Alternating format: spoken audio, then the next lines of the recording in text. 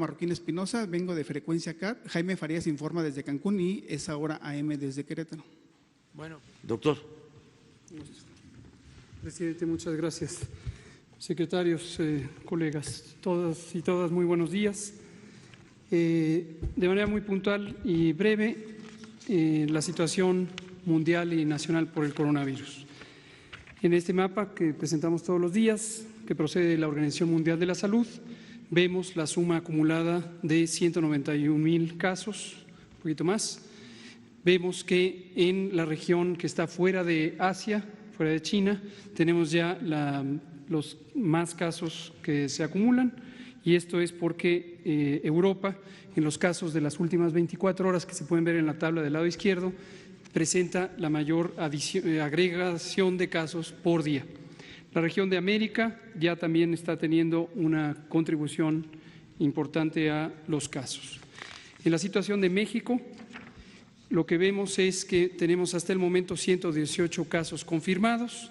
Seguimos, como todos los días, estudiando casos sospechosos y se declaran o confirmados o descartados según los resultados del laboratorio. Ayer tuvimos un deceso lamentable, como puede ser cualquier deceso de cualquier persona, y nuestras condolencias para la familia de la persona fallecida. Este es un caso que ilustra exactamente lo que sabemos que va a pasar y, como se ha dicho, que contemplamos desde hace casi 3 meses un escenario claro de lo que va a ocurrir y que lo hemos anunciado todos los días, a veces 2 veces al día. Lo que vemos con el deceso de ayer es que las personas que tienen enfermedades crónicas, en este caso obesidad y diabetes, tienen un riesgo aumentado de tener la forma complicada de la enfermedad. Y también las personas adultas mayores, no dejaremos de insistirlo, personas en general mayores de 60 años, pero progresivamente conforme aumenta la edad, tienen mayor probabilidad de complicarse. Entonces, en especial las personas adultas mayores y las personas con enfermedades crónicas, así como las mujeres embarazadas, tienen que tener una mayor conciencia del riesgo de complicarse y entonces sí acudir a tratamiento y a evaluación médicas cuando presentan los síntomas del coronavirus.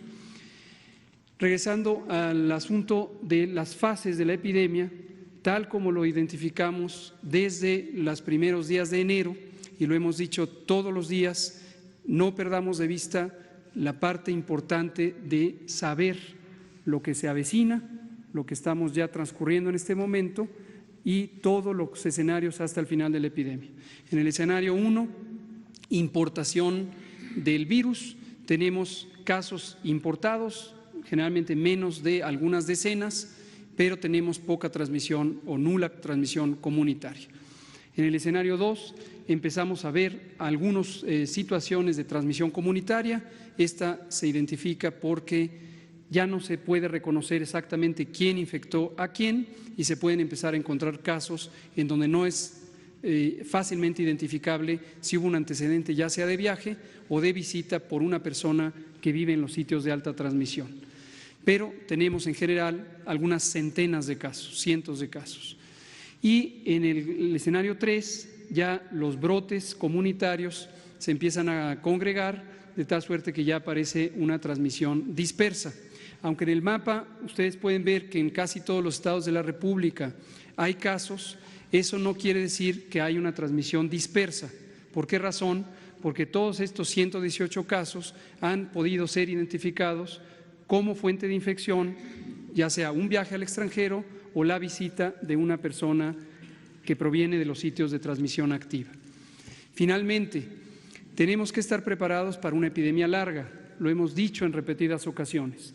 Todos los escenarios de lo que se contempla que va a ocurrir están ocurriendo en los momentos en que lo teníamos contemplado.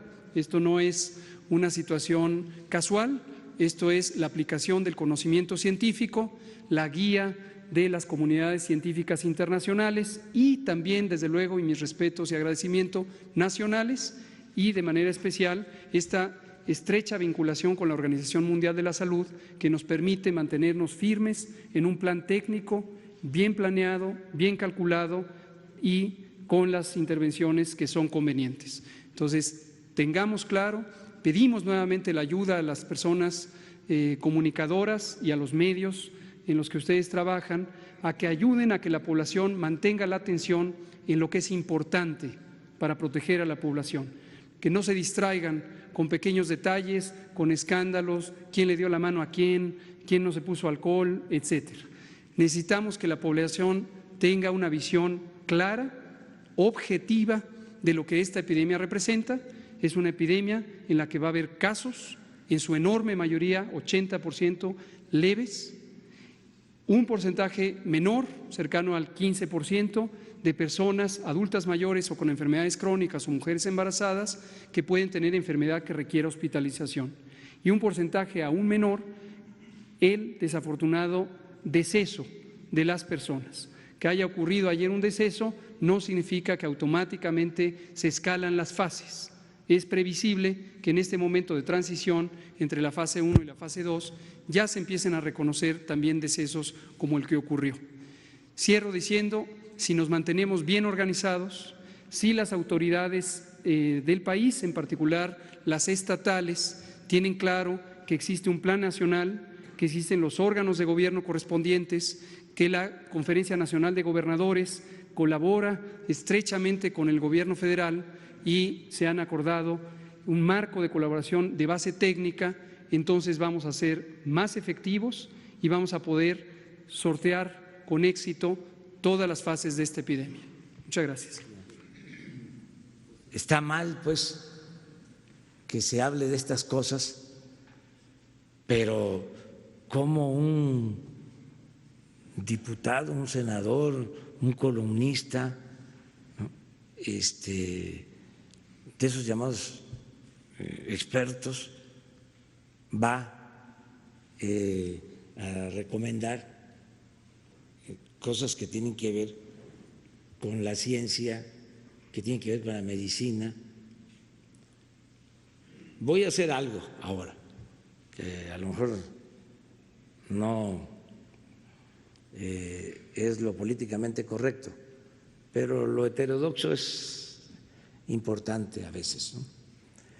Y además con todo respeto y ofreciendo disculpa, que no vaya a pensarse de que estamos presumiendo, pero para dar confianza a la gente. ¿Por qué no, doctor, explicas cuál es tu profesión, cómo te has formado y qué nivel como investigador tienes, o sea, tu vida profesional? Muchas gracias por esta deferencia, señor presidente. Pues ustedes la han de conocer, pero sí quiero resaltar dos o tres cosas. La primera es que yo me he formado médicamente por la cercanía con el pueblo. Por ahí ha sido mi dictado desde que estaba yo en el servicio. No, desde la carrera de medicina decidí tener la mayor parte de mi práctica clínica y aprendizaje, desde luego, en el Hospital General de México, que es un símbolo de la medicina a través de muchas décadas y que se refleja todavía en la llegada de la mayor parte de la población que no tiene opciones de salud si no ocurre a ese hospital. Ahí conocí nada más nombro a tres médicos que me formaron en ese periodo. Uno, al doctor Salazar Mayén, Mario Salazar Mayén. Dos, al doctor Mario Lieberman. Y tres, al doctor Ruy Pérez Tamayo. Conduje con cercanía y escuchando a los mexicanos que se enfermaban a través de esa necesidad de tener yo un objetivo en la vida, que es el apoyo, el entendimiento y, desde luego, el resolver sus problemas de salud de la población más necesitada. Rápidamente fui afortunado en entrar, en consecuencia de esto, en la preparación de mis especialidades, y no quiero ser ostentoso, pero sí tuve que hacer un recorrido por varios campos. Y desde luego ahí Abro un paréntesis muy personal, estoy hablando con esa confianza de ustedes, con mi familia, con mi esposa, con mis hijos y ahora hasta con los nietos. Si no atiende uno a eso, no complementa su labor como debe ser alguien que tiene esa importancia para el pueblo.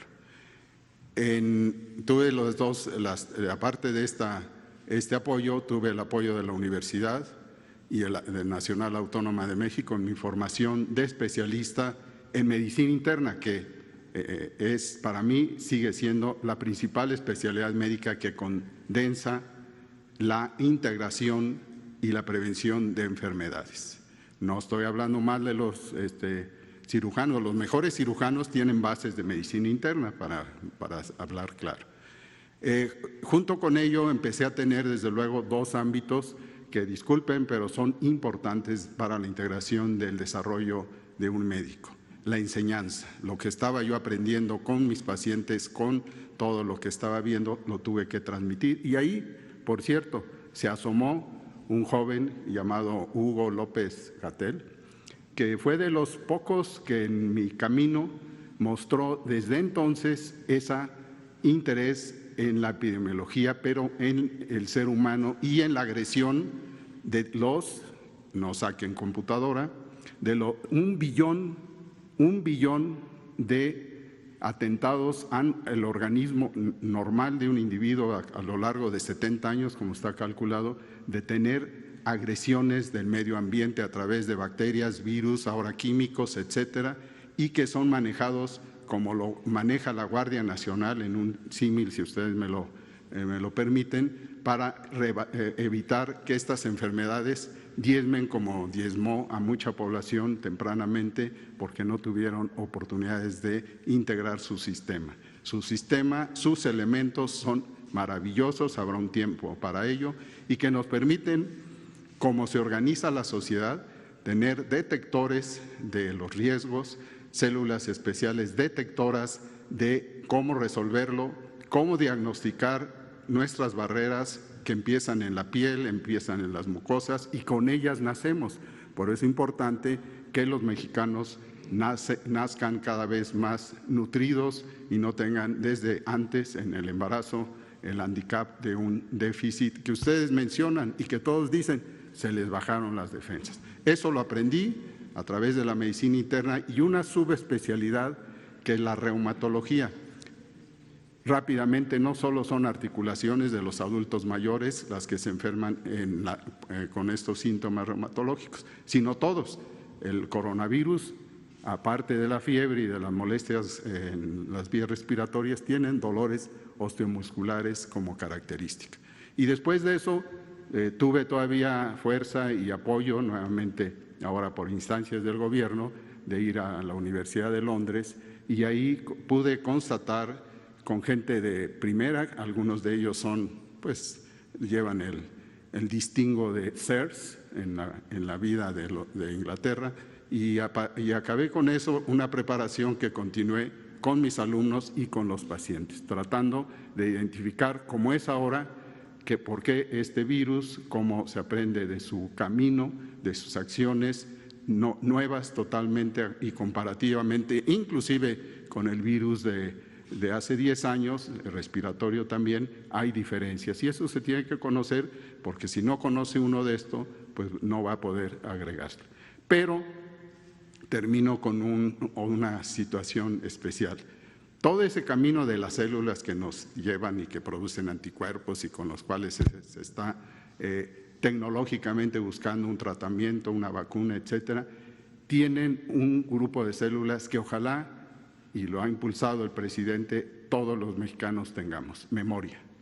La memoria de las células inmunes nos dan esa creciente capacidad para que cuando tengamos otra bacteria o otro virus como esto, podamos salir adelante. Y todo esto que le estoy diciendo es importante, pero siempre y cuando se mantengan principios. Si no tiene uno principios, no puede caminar con éxito. A mí me faltan muchas cosas que aprender, las aprendo diariamente en estas reuniones, pero éxitos mayores se logran cuando hay ética, hay humanismo y se tiene como presencia principal en la vida aparte de la familia, a la comunidad. Y desde luego, por eso, mi saludo y mi agradecimiento a la población mexicana, que sé que tiene toda su capacidad, su fuerza en el alma y desde luego en la cultura de los mexicanos para salir adelante de este reto.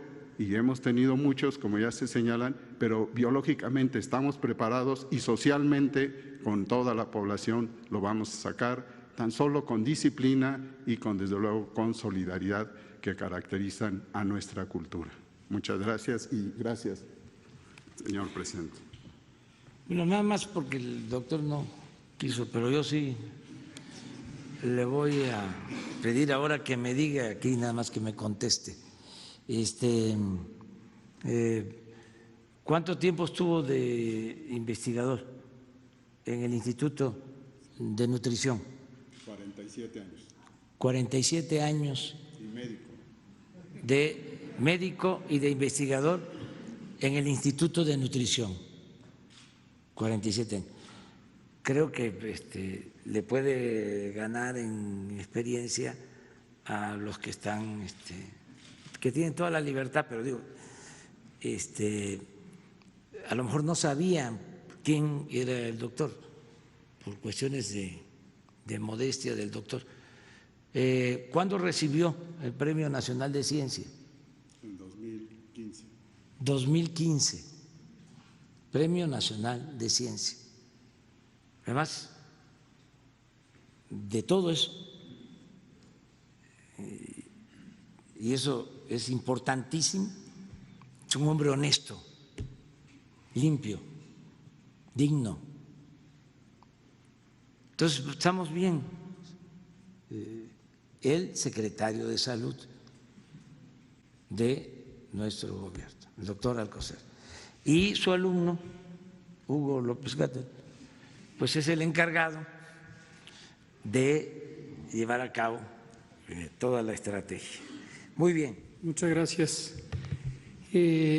Gracias por las preguntas sobre este tema que ha sido de atención prácticamente todos los días, que es sobre las actividades que por disposición de la Secretaría de Salud el sábado pasado fueron anunciadas como que se recomienda su posposición o reprogramación. Pero nos ayuda a retomarlo. Hemos identificado que todavía falta que permee en algunos sectores de la sociedad. Muchos ven estas conferencias matutinas, pero hay quien opta por no, porque está en algunas actividades. Les pedimos por favor su ayuda para dejarlo muy claramente especificado. Número 1, se recomienda suspender o posponer todas las actividades no esenciales que involucran congregación de cualquier número de personas o tránsito de personas en organizaciones de los sectores público, social y privado. ¿Cuándo empieza esto? Ya, en forma inmediata. Lo anunciamos el sábado pasado, sábado 14 de marzo. Segundo, se recomienda posponer o reprogramar todas las congregaciones masivas superiores a 5,000 personas en todos los ámbitos, público, social o privado. Y tercero, que fue una medida concertada con la Secretaría de Educación Pública y el Consejo Educativo Nacional, se anticipa la pausa del calendario escolar a partir del lunes 23 de marzo de 2020 y hasta el final del periodo vacacional previamente establecido, que concluye el viernes 19 de abril, un mes completo. Estas son las 3 medidas intensas de distanciamiento social masivo y decidimos empaquetarlas o presentarlas de manera conjunta para que quedara claro el carácter masivo y la intención de tener un efecto simultáneo de estas 3 intervenciones en todo el territorio nacional.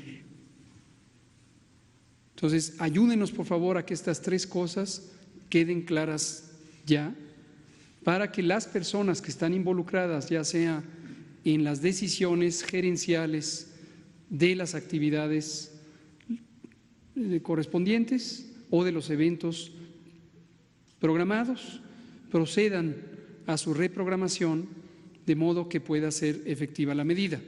Por parte del Sistema Educativo Nacional, el secretario Moctezuma Barragán emitió un acuerdo secretarial en uso de sus atribuciones como coordinador general del Sistema Educativo Nacional.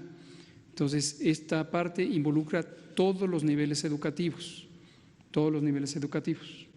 Ahora, además, en conjunto con estas medidas, especificamos el énfasis en la protección de las personas adultas mayores, arbitrariamente definido como de 60 y más, en las que se recomienda la asistencia de las familias y de las comunidades para velar por la salud de las personas adultas mayores, asistiéndolas en todo lo necesario para garantizar que no existan movilizaciones innecesarias, particularmente fuera del domicilio. ¿A qué nos referimos?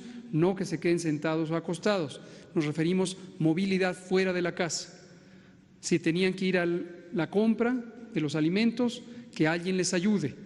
Si se planeaba que recogieran a los nietos en la escuela, pues ahorita ya no los tienen que recoger porque van a suspender las escuelas, pero que alguien los sustituya.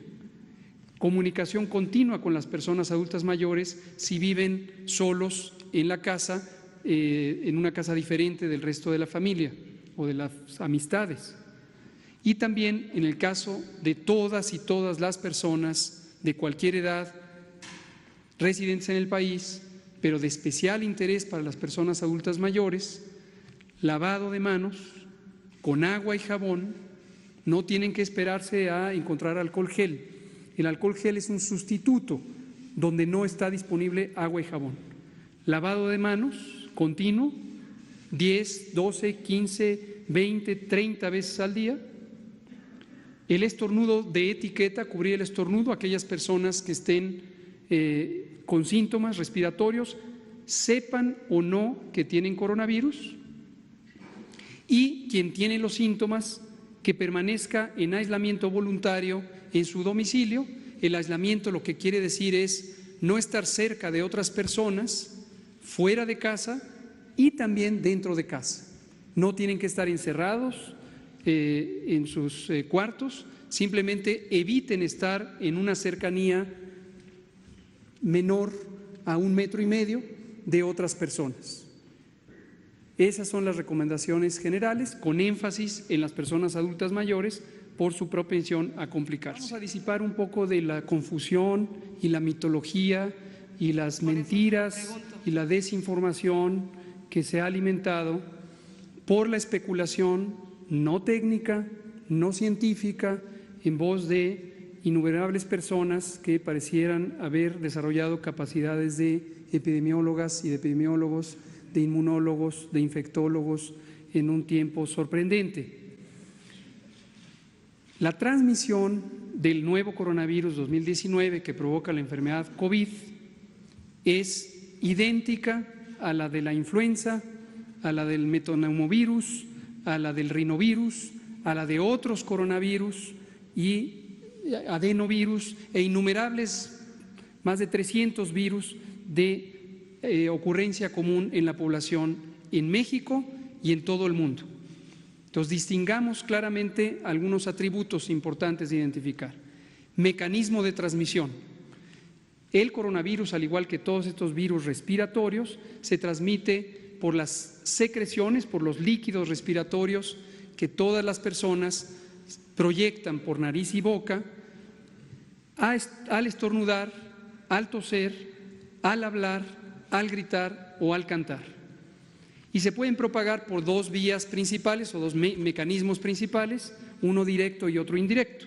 El directo es cuando estornudamos, cantamos, gritamos, hablamos, Todos tenemos aquí enfrente, incluso solo con respirar, una nube de partículas líquidas, de pequeñas gotas microscópicas que no las vemos a simple vista, excepto que tengamos un contraste de luz. Esa nube está presente y más o menos a 1 metro de distancia de todos nosotros. Si estamos cerca de otra persona, la otra persona respira nuestra nube y nosotros respiramos la de ella. Si uno de los dos está infectado con coronavirus, esa nube se proyecta al interior de la vía respiratoria de la otra persona. Segundo mecanismo es gotas, gotas que pueden ser visibles a simple vista, de saliva mayormente, con algunas secreciones de la garganta, que se proyectan cuando se habla, se canta, se grita, se estornuda o se tose, y caen generalmente a una distancia aproximada de 6 metros, y pueden caer en superficies físicas y permanecer varias horas en esas superficies, o en la mano, achú. Y cuando eso ocurre, con la mano saludamos a otra persona y en su mano le llevamos el virus, y horas después o minutos después esa persona se rasca los ojos, se pica la nariz o se toca la lengua, cualquier parte de la boca, e introduce el virus. O lo mismo, tocó una superficie inerte o un material físico donde hay esas secreciones y se lleva el virus a su interior. Entonces, ese efecto produce una eficiencia de transmisión donde cada persona con coronavirus, durante el periodo de enfermedad, que dura 7 a 10 días, es contagioso y puede contagiar en promedio a 2 o hasta 3 personas, en promedio. Esa es la contagiosidad. Entonces, si tenemos una congregación masiva, la eficiencia con que se transmite a la congregación masiva depende del número de personas contagiantes, porque cada persona es capaz de infectar a 2 o 3 más, a 2 o 3 más. Pensemos en un concierto público, 70,000 personas, y que haya un infectado. De esas 70,000, posiblemente 3 salgan infectadas. No perder de vista que 2 a 3 es el número de personas infectadas durante todo el periodo de contagio. Es decir, no es irremediable que una persona contagiante produzca un contagio, por muchas razones que no podemos detallar en este momento, pero que están claramente estudiadas en las ciencias de la epidemiología, la ciencia básica de la salud pública. Entonces, disipemos mitos de que se tienen que hacer contenciones especiales, de que se tienen que usar trajes especiales de alta contención en bioseguridad, esos trajes que son como unas pijamas de color blanco, de un material no poroso, trajes Tyvek, de que se necesitan escafandras o protecciones integrales, de que se necesitan botas para cubrir el calzado. Eso no se necesita.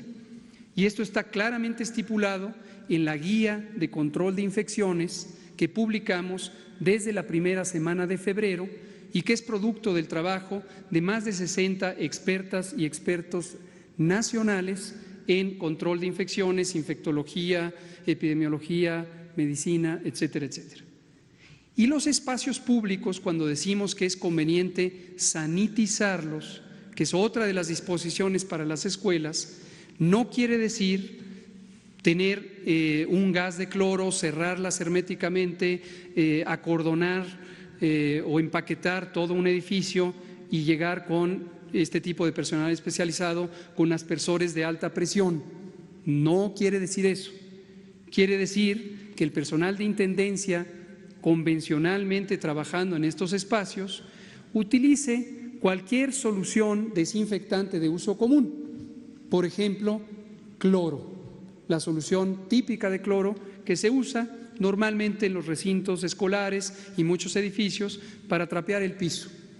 Tampoco hay que ponerla en concentraciones excesivas, eso puede ser tóxico y no es necesario ponerlas a concentraciones excesivas. En la guía de control de infecciones viene detallado cuál es la concentración de cloro que se necesita y todo lo que tiene que hacer es las superficies físicas donde hay contacto común de las manos de los seres humanos, que al menos un par de veces al día se limpien. Tan tan.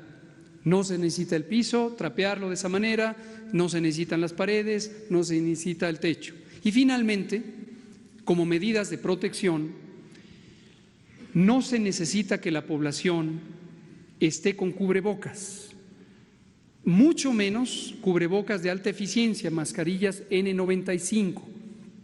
No se necesita. Eso es espectáculo, no ciencia, no técnica. Eso no protege, eso da una falsa sensación de seguridad o la oportunidad de salir en fotografías. No se necesita. En la guía de control de infecciones se estipula claramente que quienes sí necesitan estas mascarillas N95 es solo el personal de salud que está en contacto directo con los pacientes durante el momento de realizar procedimientos, por ejemplo, la toma de muestras que generan aerosoles, o si una persona fuera a ser intubada para ventilación mecánica asistida, las enfermeras y los médicos que están haciendo el procedimiento necesitan esa mascarilla para protección personal. Pero quien esté sentado en la estación de enfermeras firmando recetas o haciendo prescripciones para el resto de los pacientes y que no está en contacto directo con el paciente, no lo necesita. Y lo último que también es común que se pregunte es: tengo fiebre, tengo tos, tengo dolor de garganta, estoy estornudando, ¿dónde me hacen la prueba de coronavirus? No se necesita hacer la prueba de coronavirus, lo dejo muy claro, no porque no se quiera hacer la prueba de coronavirus, sencillamente porque las disposiciones preventivas no esperan o no deben esperar a que se confirme el coronavirus. A partir de todo este momento, una persona con esos síntomas debemos asumir que tiene coronavirus. Cuando estábamos todavía en la temporada de influenza, pero ahorita está ya francamente en la fase final, la mayor probabilidad es que quien tenga estos síntomas sea por coronavirus. No se necesita diagnosticar el coronavirus.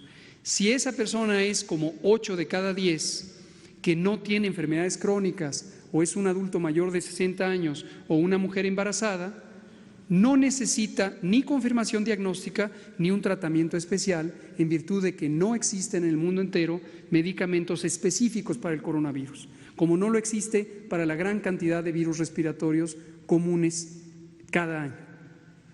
Si es una persona que es adulta mayor, mujer embarazada o tiene las enfermedades crónicas que repetidamente hemos mencionado, incluida la diabetes, que se presenta en 14% a lo largo de la vida en la población mexicana, esas personas sí necesitan una evaluación médica para asegurarnos que no se vayan a complicar. La vacuna, lo más probable es que no vaya a existir ninguna vacuna en el mundo entero hasta que acabe esta epidemia. ¿Por qué razón? Porque el proceso de formulación de una vacuna, desde su base científica, su concepto, hasta el principio de formulación en los elementos moleculares, hasta su modelo prototipo y posteriormente los experimentos en animales, en células, en matraces, en animales, y las 3 fases de la investigación clínica, 1, 2 y 3, para ver primero seguridad, segundo eficacia y tercero efectividad poblacional, tardan en promedio, aún en los casos de que se acelere la intención, no menos de 18 meses. Periodo en el que muy probablemente, por el efecto natural de la respuesta inmune, de la enorme cantidad mayoritaria de personas que no van a tener una enfermedad de trascendencia, nos va a dejar a casi 7 de cada 10 protegidos contra el virus y ya no vamos a poder transmitir, no nos vamos a poder infectar y vamos a ayudar a que se extinga espontáneamente la epidemia. ¿Las personas que mueren serán cremadas? ¿Serán cremadas las personas que mueren? ¿Cuál es el protocolo? El protocolo. La Ley General de Salud tiene su reglamento específico para la disposición de cadáveres, tejidos y productos biológicos y contempla las reglas generales de la bioseguridad.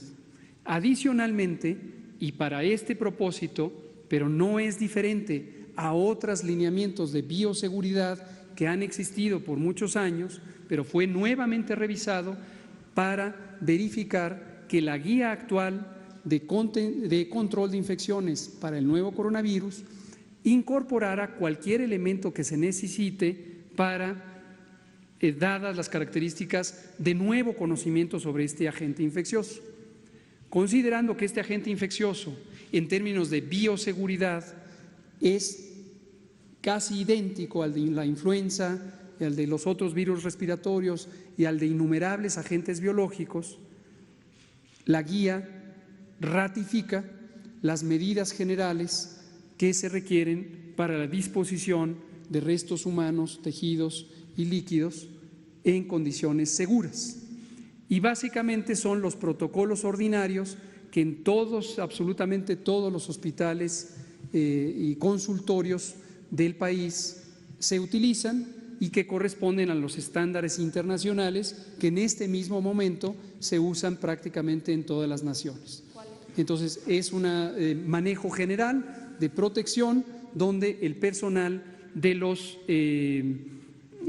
servicios de patología, generalmente en los hospitales, hace un procesamiento de los restos utilizando los mecanismos de protección personal y los equipos de protección personal correspondientes, que no son diferentes a los que se usan y deben usarse para el procesamiento de cualquier persona que fallezca por cualquier causa, conocida o desconocida.